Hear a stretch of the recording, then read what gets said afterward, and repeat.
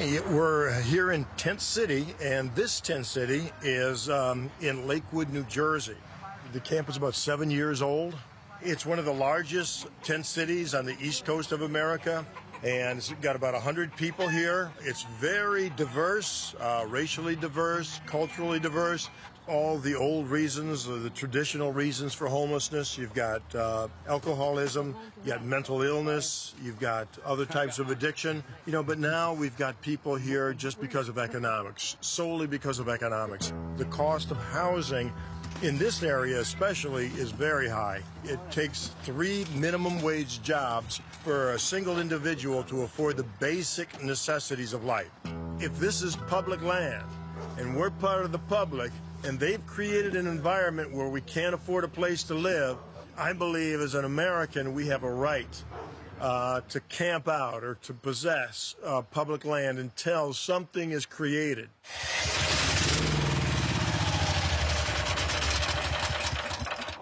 It might appear that Tent City is, everybody's just, drinking or, causing problems for each other, and that we're expecting government handouts. That's not the case.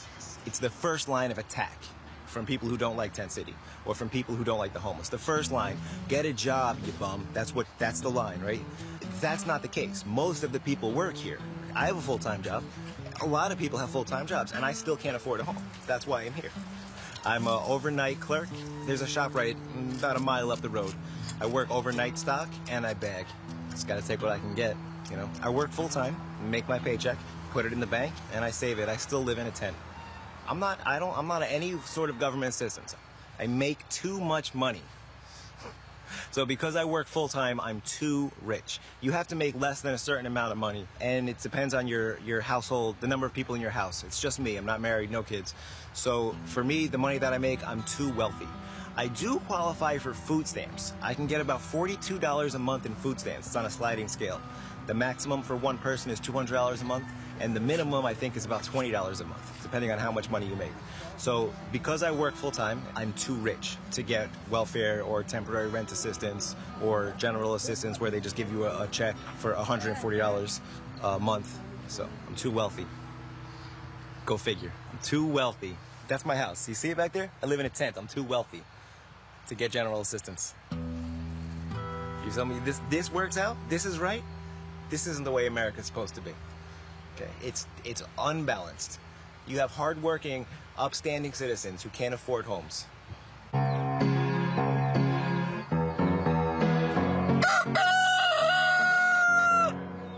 30 years, 35 years. We lived in New York for 35 years. And we've been vegetarian, vegan, and we rescue animals. When we lived in New York City, we spent tens of thousands of dollars rescuing birds. Believe it or not, tens of thousands of dollars rescuing birds. If we hadn't done that, we wouldn't have been homeless. We would have had, what do they call it, a nest? A nest, you know what I mean? We would have had security money.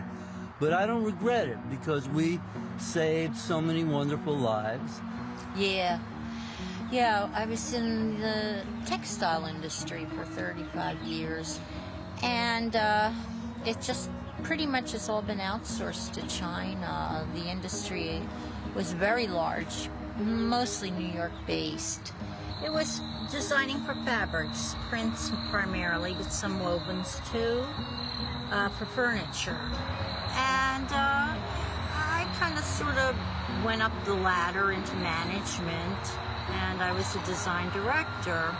In my biggest years, I guess I was managing like 20 artists.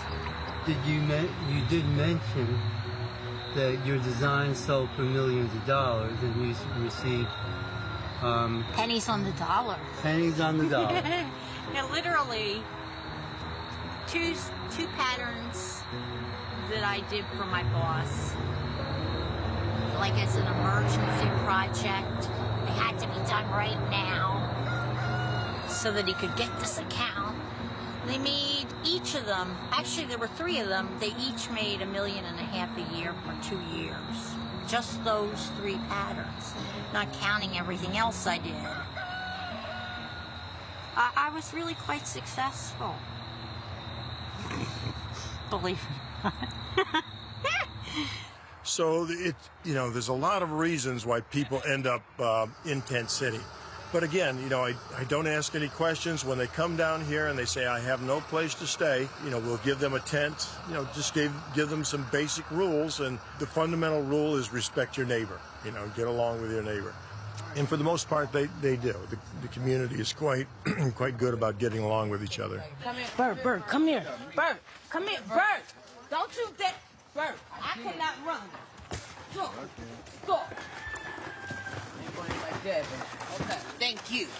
Turkey! It's better than milk. Okay, here, exactly. I want this, though. Well, this is what what I I want. want. Can you reach that? This is what I want. I got it. No, I got it. Let me do it. Thank you. She's got it.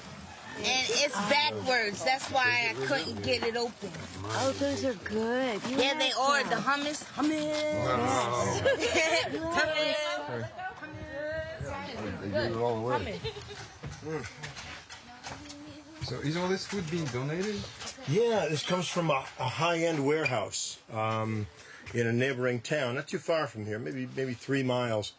And what it is when it gets close to the date, the expiration date, they can't send it out to their people, so they donate. They get a tax write-off on on the things that they donate.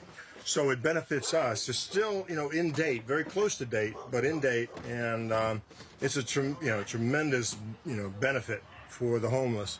Thing is, we eat good, but we still don't have a place to live. Yeah, with your girl. I know it's good. It's organic. Good for you. You want no pickles with it? I tried one. I didn't like them. Yeah. You feel good. Okay.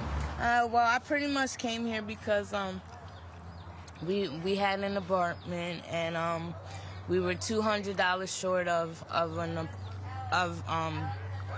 for our apartment, and they evicted us. All of our stuff got taken away from us and everything, and we wound it up here. And ever since then, Minister Steve has been a blessing to us. He opened up his arms to us. I never wanted to make a career of being homeless. Some people get into it and they like it, and that's what they want to do because it's free rent. They don't have to pay rent. They have no worries. I mean, if you can vicariously survive like that, that's their thing. But me personally, I like stability in life. Coming? Okay, hop on board. Hop on board.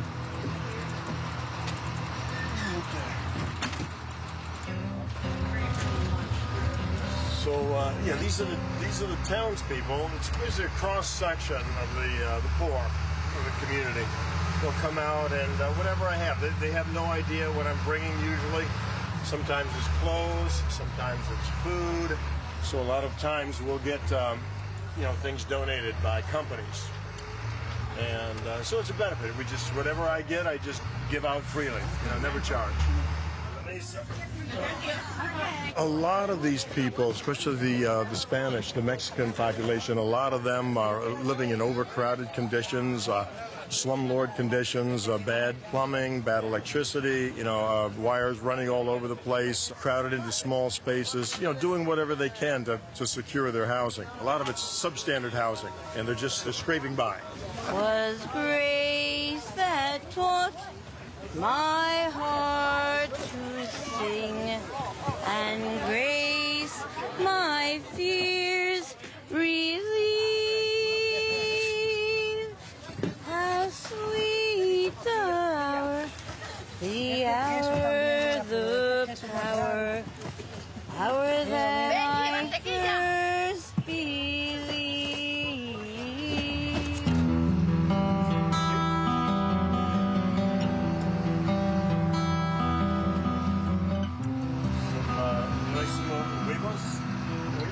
Huevos?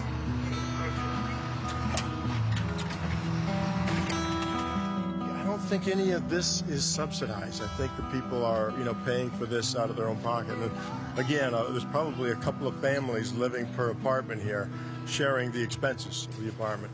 But I don't think most of the Mexicans, a lot of them aren't registered Americans. or illegal Americans, so or they call them undocumented, so that they can't get any government help. You know, maybe if their children were born here, they can get some food stamp money, but yeah, they won't get any subsidized housing if they're you know not documented.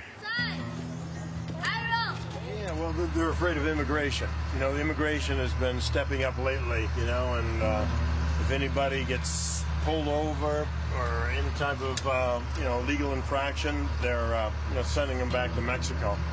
So people are very wary right now of you know of anybody strange. You know. All right. Okay. Yeah. After coming here, I've developed a new website for Tent City, and I maintain its Facebook page. Well, until now, most people knew about Tent City from the local media outlets, which weren't always very friendly.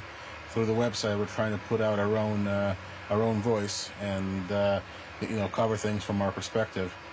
And you know, the website reaches out to people for different kinds of things. You know, it's for you know just news and happenings related to Tent City. It's ways they can help. I'm gonna come back with blankets, pillows, coolers. Okay, great. All right. Okay, so beautiful. God bless. Thanks. Well, this time of year it starts to pick up. So the summer is the hardest for the camp. Let's say July and August are the slowest months for people donating. Then when September comes and kids go back to school, it picks up, and then it really picks up from November to December, Christmas time. I was working for a high-voltage electrical contractor doing work in the Lincoln Tunnel, the Holland Tunnel, the George Washington Bridge, and then coming home at night and going out to the woods and bringing sleeping bags and, you know, propane in the wintertime, you know, doing whatever I could to help them out. And then after a while, I realized I couldn't do both. I couldn't keep my job working up in New York City and then come down to, you know, come down here and go out into the woods at nighttime all over the place and meet the needs of the homeless. So I decided to leave my job and started doing this full time.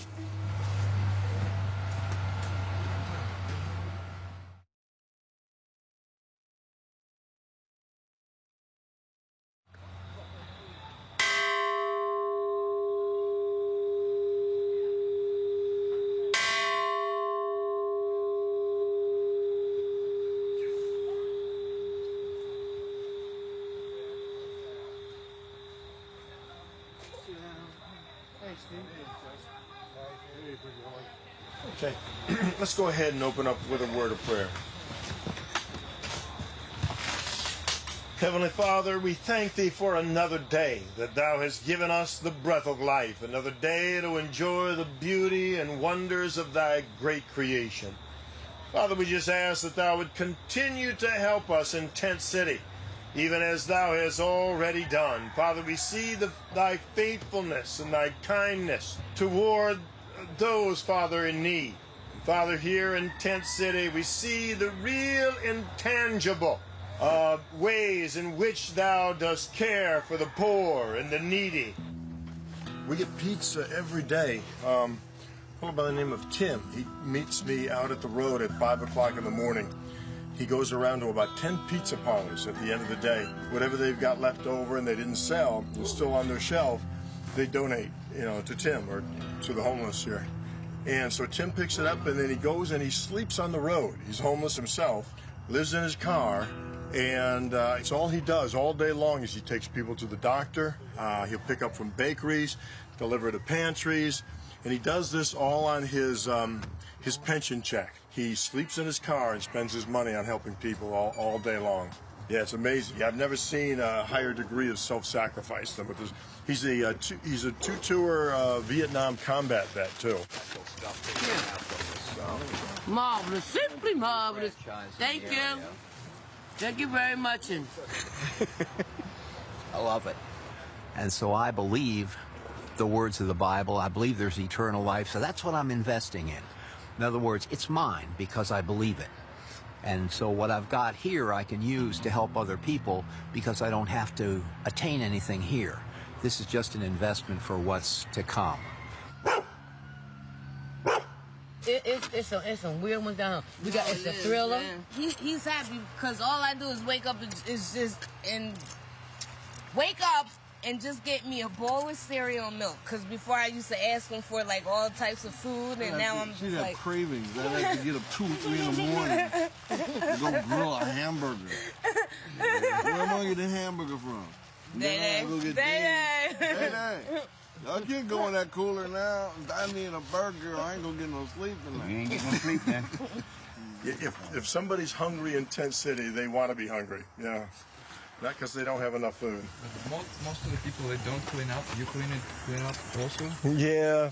I'm hoping that by example they would learn a lesson, but again, it's typical. You know, the path of least resistance. Whatever's easier, you know, that's tendency with human beings. You know, that the human nature is just to find the easiest way out a lot of times.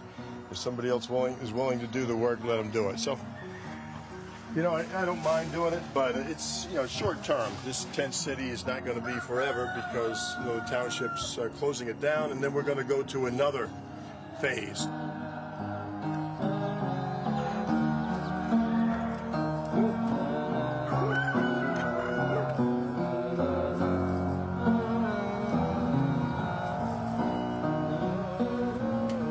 By the time this year is over, I hope to be in my apartment.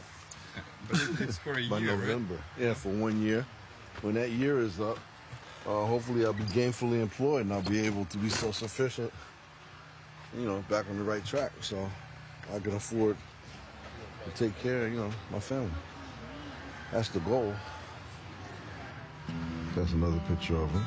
Well, my other kid is not with me, unfortunately. But he's in foster care, and my concerns with kids, I love kids, and I pretty much, to all the kids out there, like, I was in foster care myself, but there is hope out here, and I just want all the kids to know that, you know, I'll be continuing to fight for all the kids out there, including mine, and never give up on hope. Another wonderful day in Tent City. Have a good day, Steve. Okay, have a good day, guys. Thank you.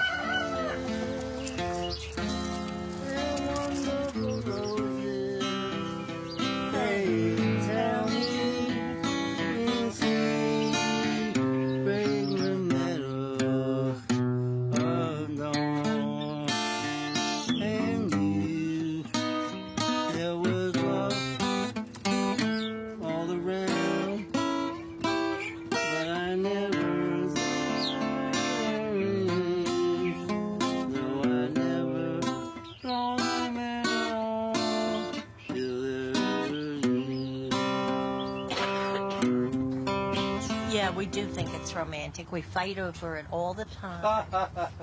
Who gets to make the fire? Who makes the best fire? And of course you know who makes the best fire, don't you? Yeah, well, now you said it, I didn't. I didn't say it. You said it right there, you know. I said you'd think we wouldn't be busy, but we're busy all the time. Too busy. Because, you know, it's very hard work. You know, every little thing you do is work. You know, if I need to wash dishes, I have to heat water. I have to get water because all the water's frozen. You know, very hard work.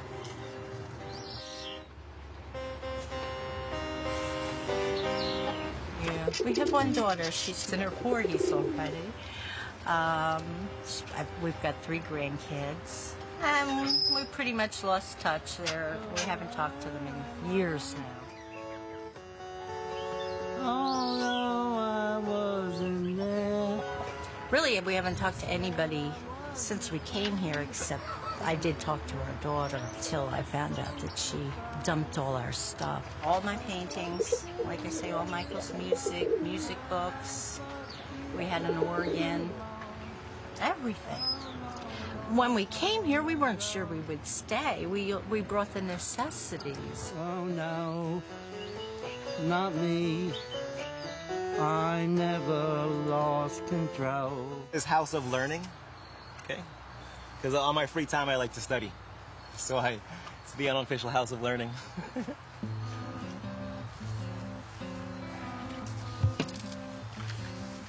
This is my desk.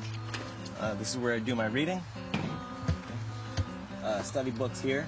A lot of it is biblical, you know. I'm not like a religious freak or a religious fanatic, but a lot of the stuff that I study is biblical. Also mathematics and physics. I'm into quantum physics. Currently, I'm studying for myself. It's just, I consider knowledge is the best use of your time.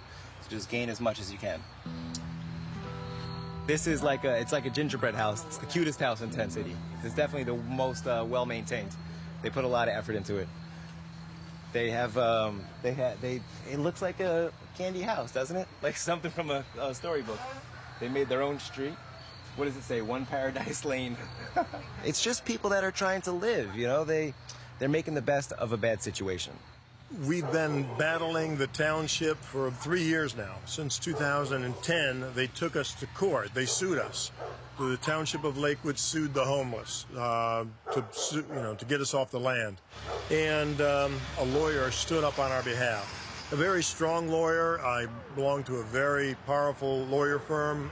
They spent over $1.5 million representing us. And so we kind of reached a compromise that what we would do is we would take a year's worth of housing. That's what's supposed to be happening, but what the township is doing is trying to figure out any way they can to disqualify the people down in Tent City.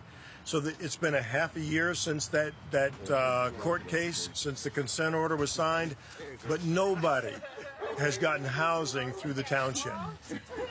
The other night, we experienced the worst harassment from the police in the township that we've ever experienced up to this time. They came in and they started ticketing people, giving people tickets for burning their wood stoves. You got to extinguish that fire. Any wood burning in here is not allowed anymore by township ordinance. Well, I sat with the mayor 3 weeks ago, and the mayor said that we were exempt to that. No, not anymore. This gets depressing, you know? You have to deal with this. It's not easy.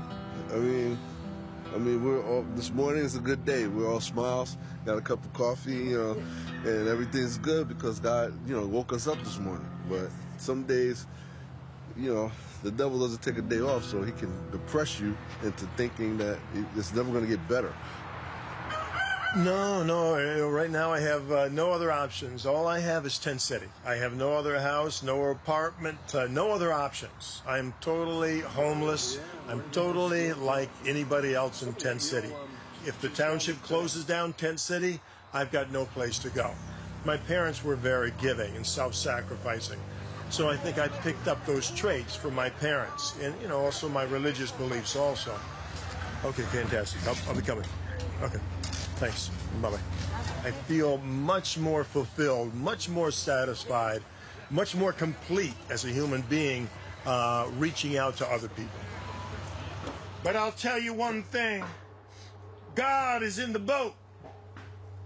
God is in the boat. And God's not going to let it end the way that the township thinks that it's going to end. Because God is about justice. God is about fairness. God is about equality. God is about the principles that the founding fathers of America spent so much time and concern in addressing the fairness of a good society.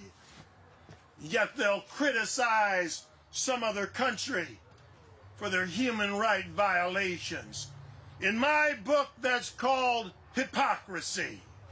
My book, that's called injustice or duplicity.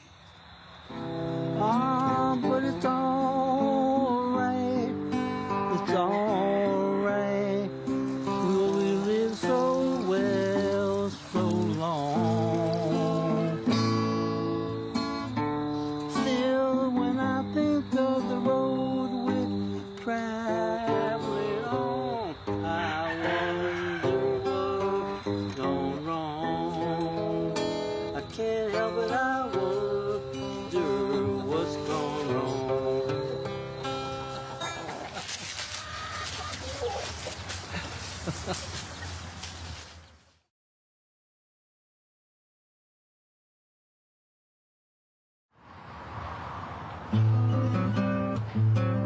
Here we are in Lakewood. Lakewood, New Jersey, USA. And what's going on in this town is really quite unique in that there's a major, what we call gentrification. One group of people is moving into the town and getting the lion's share of the housing. And what it is this new community is going in and they're buying up the homes, but they're buying it up with recycled taxpayer dollars. See, the tenant belongs to this group, but also the landlord belongs to this group also. So the welfare money that goes to pay for their apartment goes back to the landlord in the same group. So that money stays within their community and is just recycled. And so what's happening here is they're buying up the rest of the community with taxpayer dollars. And so basically what it is the person living in that home is paying taxes. He's paying for his home to be bought up by this new group. It's just not right. It's wrong, and the politicians are allowing it because the new population has a voting bloc, and they vote as one organized group. And so come election time, all the politicians want those thousands of votes on their side. So they look the other way. What they're doing in Lakewood is illegal. It's wrong. It's unethical. But the politicians look the other way because they want the votes of this voting bloc.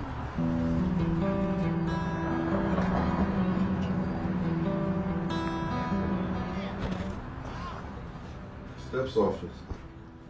This is the organization that's Solutions to End Poverty Soon. That's what STEP stands for. It's like a stepping stone to, like, for people that are a paycheck from homelessness, to prevent them from becoming homeless. I was working with Mike before I became homeless, but sometimes with certain employment situations and court situations, you slip through the cracks. I was one of those people that slipped through the cracks. So we're like trying to redefine what my problems are now and come up with a solution. That's why they call it Solutions to End Poverty Soon. I guess we'll go inside. Good morning. And I think, I don't know if we filled out an application on it or not, but I'll give you the paperwork to fill an application out on that, and we'll keep that open for you. So, but, we're going to meet with social services because, like I said, that we're willing to split the bill with them because they're paying for your housing now, so it would make more sense to take you out of the motel because it's costing more for you to live in that motel than it would for us to put you in housing. So I'm going to see if we can work a deal out with them. They've been working very close with us, okay? Yeah, you're a good salesman. I know you're doing well. Thank you for that one. I appreciate that. But I want you to understand, we don't just help the people in Tent City. We help anybody that needs help. So tell your friend to just give us a call and we'll take care of him, okay? All right, you got it. Okay, bye-bye. If social services were putting these people up in hotels, they spend $1,500 a month per person just to put them in a hotel room. So they spend $1,500 per person. So if you calculated that, times 12 times 80 people, which we have here. In fact, we have over 80 people a year. It's about $1 million a year that the government spends on housing 80 homeless people in hotel rooms. So housing people up here, that's about my monthly budget. Is $1,500 for 80 people. So we're saving the government a lot of money by creating a system like this. There's a lot of government waste. That's all taxpayer money. That's all people paying their taxes are going to waste. They're wasting taxpayer dollars. It's probably the hardest thing that I've ever had to do in my life. This was hard because the public, the average person doesn't see what has to be done. There's a court order saying that, people have to be put up. So most people think that, oh, wow, you just take and you put people up. But these people, they have different issues. And sometimes, you might run across somebody that's Megan's Law or somebody that's have been in jail for murder or or whatever it may be, drug addiction or people selling drugs, alcoholics, all of those type of things that you have to deal with. And how do you deal with it? What do? You just take all of those people and just put them in somebody's neighborhood? No, you have to find the right spot for that person.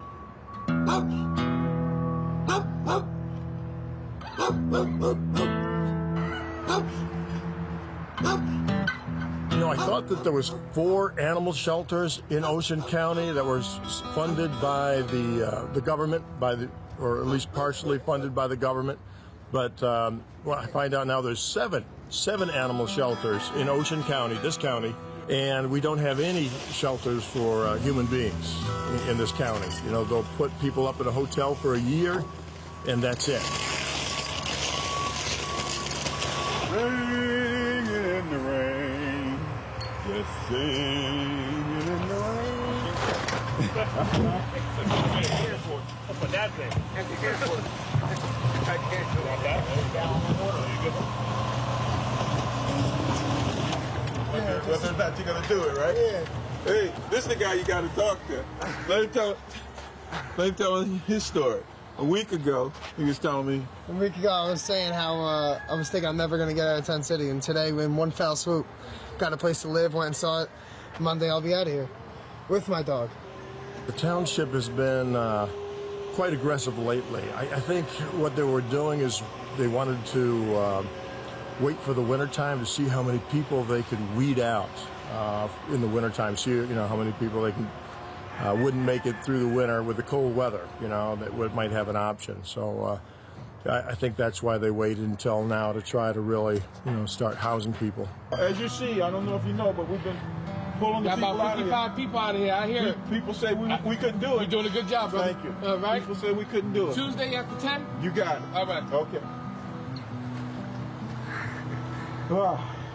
This is amazing, people said we weren't going to be able to do this, and but what they forgot about is that I work in the courts.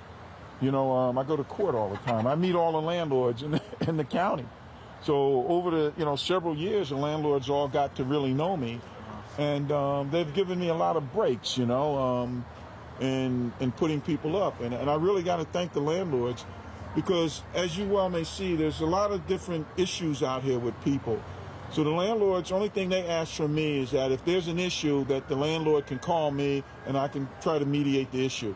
And that's what I try to do, So that helps us a great deal. That's how we're getting a lot of people out.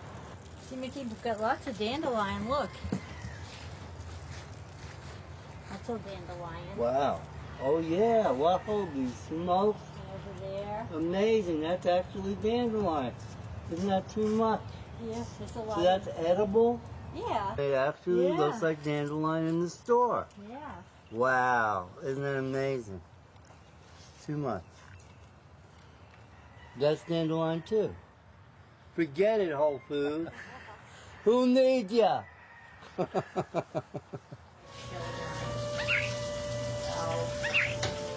We're taking everything for granted so quickly now. Although I must say, I do miss our stove. Don't you miss our stove a bit? A little bit? No, that's because I was the one who got up all night making the fire. Well, I was the one who got most of the wood.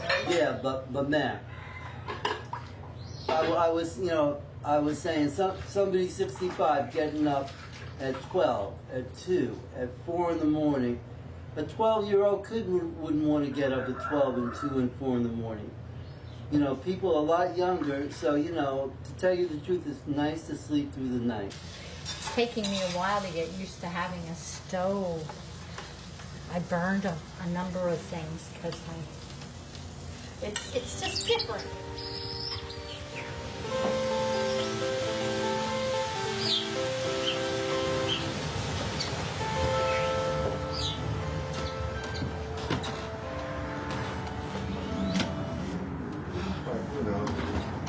This is my new home.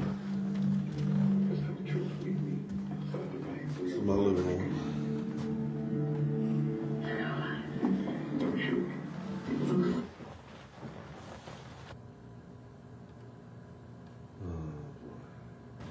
Monique doesn't want to be filmed? No? No, not today. She's not feeling well. We had a beautiful baby girl, Destiny Diamond. Diamond? Yes. Right now, she's in foster care. Yeah. Like a foster family, the state commissions a foster family to take care of your child. If I guess you get a year to prove that you're a good parent. If you don't, they can adopt your kid. Like right now, we have to have supervised visits, like an hour a week. You know, which is kind of sad because we like to spend more time with a child. You know? Monique, if she wants to keep her baby, could give up crack and the like. But she won't do it. How much does she want to keep her baby? Am I being, insensitive to ask that? She already has 4 kids in care already. This is her 5th baby, and they take them away from her every single time. And so for the government to take away that child from the person that, has those inherent instincts to take care of that baby, and then to give that baby to somebody else, just doesn't seem the most efficient, and proper and ethical way to handle the situation. I think do whatever you can to, help that mother do what she can to be, to be the proper mother. I would hope and wish for them that, Will and Mo would be able to get their baby back. But personally, I don't believe it's going to happen.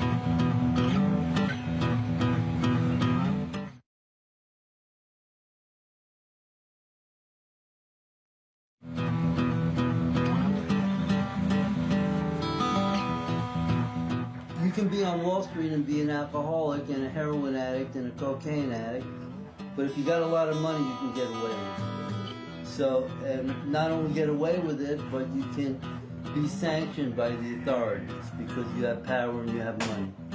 So it's not necessarily a problem of the poor. It's rampant throughout the society, throughout the culture. Well, as you can see, it never ends. But there is a light at the end of the rainbow, or a light at the end of the tunnel, I should say. Like, I'm confusing metaphors.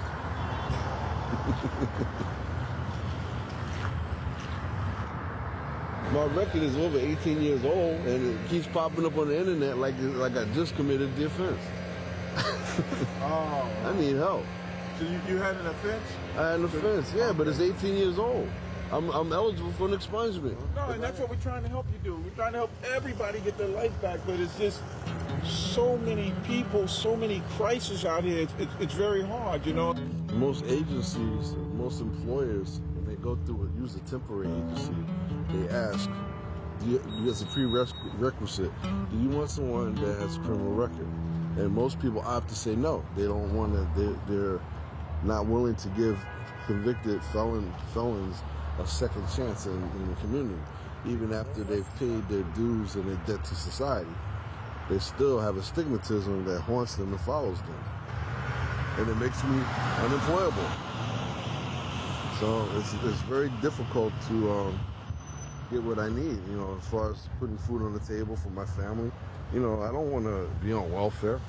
I would like to go out and work a 9 to 5 every day, and provide for my family like I'm supposed to. It's a moment of truth here. We eat or we don't eat. We live or we don't live. The state decides. That's not you. Get out.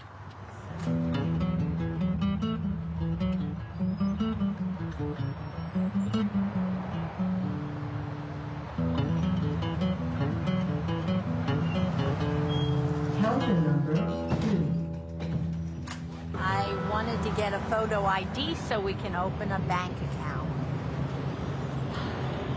And I don't have my Social Security card and I can't get a new one, even though I have all this stuff coming from Social Security. I don't understand it. Can you believe these monsters, Alexi? I mean, a birth certificate, a marriage license, a copy of the Social Security card, a letter from Social Security which says it's legally official, proof of address, a utility bill. Oh, no, that's not good enough. Why do I need to open the bank account right now? Because our grant money came in a check. We can't deposit the check anywhere, so we can't use the money because it's just a check. I mean, any sensible person could see that I am me, but it's not good enough. So basically, you're not you right now, right? Yeah. Yeah. I mean, this is an aspect of being homeless. We couldn't get any documentation because we didn't have an address. You know, so we're still struggling with the repercussions of that. What can I tell you? You know, this is bureaucracy at work.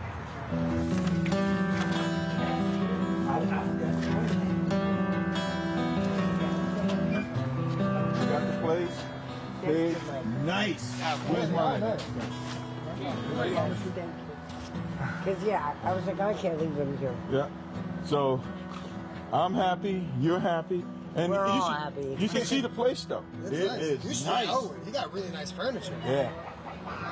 The head of the organization, let's see, steps towards ending poverty soon. that's it. How soon? 2 weeks, 5 weeks, 2 years, 10 years? He says they're going to make homelessness a crime. So they're going to lock all the homeless people up. So that's a good solution, right? You know, the taxpayer pays a lot more money than for work programs and training programs, rehabilitation programs, for affordable housing, which is possible. You know, the affordable housing is possible. They could build affordable housing. They choose not to do it. You know, they choose to build jails. Yeah, they'd rather build jails. They can make more money off of jails. Complain.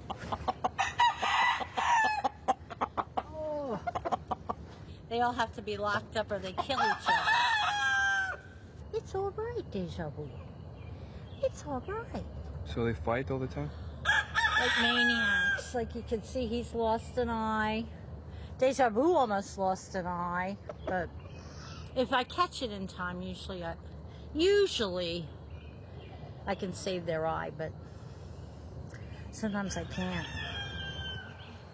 It's a dead end, and it proves to be a dead end. There were a number of deaths at Tent City, all due to overdoses and mixing alcohol with drugs and heroin overdoses that could have been prevented. The gentleman who died in the fire, he was constantly drunk. He lived 100 feet away from us. Marilyn saved his life twice about fires. And yet, nothing was done to deal with the situation. You know, to put him in a safer place, to have things that were more constructive, you know, activities that were more constructive. I came out here today because I still haven't received any food stamps, and I'm trying to get something to eat for my family. So I came out here. Minister Steve looks out for me, gives me provisions, a little cat food for my cat, a little kitty litter, and a little bread and butter. I miss the eggs and everything else, so. But no complaints. There are people that, you know, are so used to being out here, getting that help, and, you know, don't want to do for themselves. I understand that. I understand that, you know, we're not going to put everybody in a house and they're going to like it. No, because they're going to want to come back out here where they can get food and get clothing and get all the free stuff. But see, I think that sometimes doing that is bad because, you know, folks sometimes they need to earn that. You know, like for instance, if you look around here, you know, it could be cleaned up a lot better. So there needs to be some structure in, you know, work as you go along, you know. So if they work, you know, you get paid, you know, there need to be some type of system to do that, to make that happen. This one here too. I think it was too much for Steve to do all by himself, you know. But it's hard to get people involved. Steve kind of is the type who doesn't like to have interference, you know, so it was tricky. I mean, I remember when we first came there, right away I said to him, well, what kind of jobs, you know, assign us some jobs. Everybody here should have a job, and he wouldn't hear of it. But really, that's how it should have been. Everybody, I would have liked to have been like the sanitation inspector.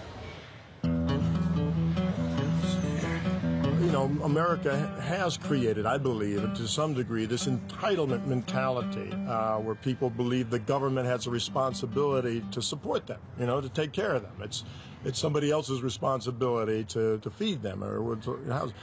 And, you know, I mean, to a degree, there's something there. You know, if somebody's disabled or somebody can't take care of themselves, the society, you know, should have the humanity to be, you know, to take care of them. But on the other hand, you know, there's a responsibility of individuals to contribute to the society, contribute, you know, to their needs and to the needs of the society. Yeah, I believe according to the consent order, I've got to take another look at it, but I believe that the camp is, you know, allowed to stay open for another year.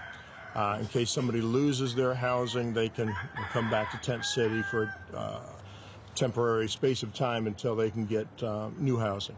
So I believe the camp will stay open for another year, even after the last person is housed, according to the consent order. We're still deciding where to put all the sticks. There's sticks. It makes me really sorry about the stove because I wouldn't have to go far for sticks, that's for sure. Well, these are mostly injured birds. Some of them aren't injured. They all came to us, and so we take care of them because they came to us. We're vegan, we don't eat animals. We don't eat eggs.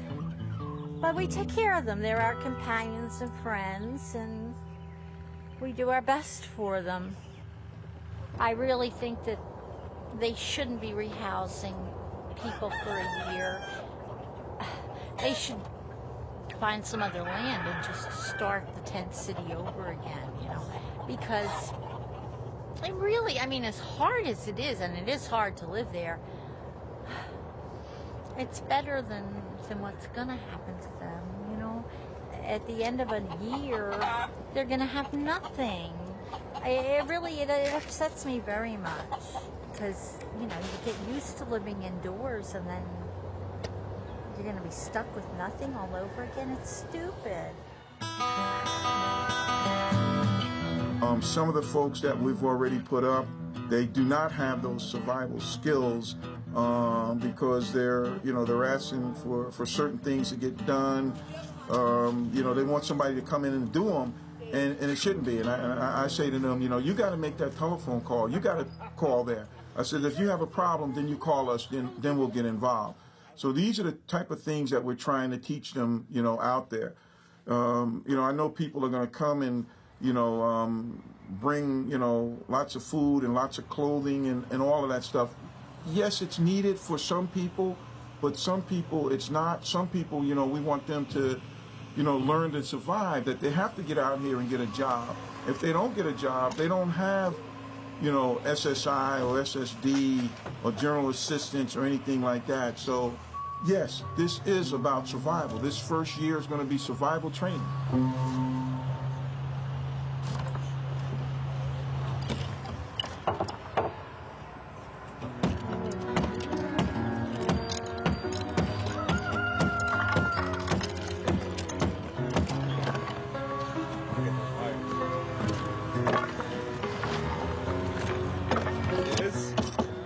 Taking, you know, doing this to, you know, don't or anyway. Eventually, you know, we'll be closed, this tent city, but there always will be some type of tent city somewhere, because where are the people going to go?